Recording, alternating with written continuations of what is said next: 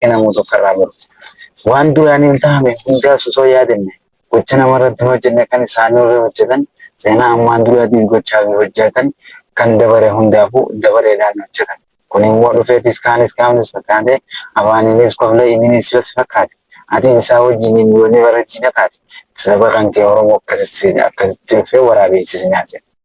Dhugaarif bii dubbannee yoonii waa takkallee ilaalle hoggansi biyya ta'eetis kan biyya isaatiifis ilaalle biyya ofiitiis immoo biyya namaatiif laate jijjiirama inni dhufu hin jiru yooniif dhugaa isaa waakkate kun immoo sobbuudha malee namuutu ni yaade.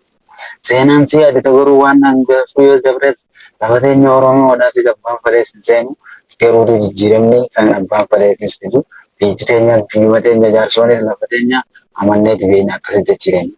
Waa garii dubbannee waa gariis dallifnee waan ammaan duratti ta'es kan obbuu duraa lakkifnee har'ammoo garuutu maal jechuudhaaf jennee dhiigaas dhangalaafnee lafee meeqa cabsine warreen cinassanii fi kan jijjigaa cabsine kan diida waaleetiifis bakkanneessaas jennee uummata keenya Oromoo walitti illee sambifne.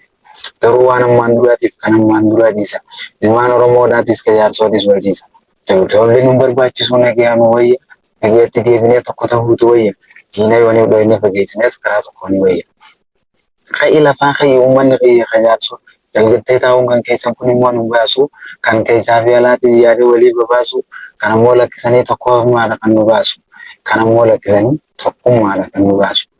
Iyya dabarsite waraana dhaggeeffadhu walaabuuf warra danqaa yaada kan keetti geeffadhu yooniif dubbiin si taasisu baraates hundattiis illee iyyadhu hundatti illee iyyadhu Oromoo warra sayyoo hundaanis gayyadhu gaafa lola dhagee Oromoo inni nuu manan taa'u diinni gaafa ooga dhagee kan biyya isaayis ba'u warri danqaa fi walaabu yaadni kan hundaatu hundinuu kasaaniif ta'u akkasitti dubbanna namoota waan dhaga'u.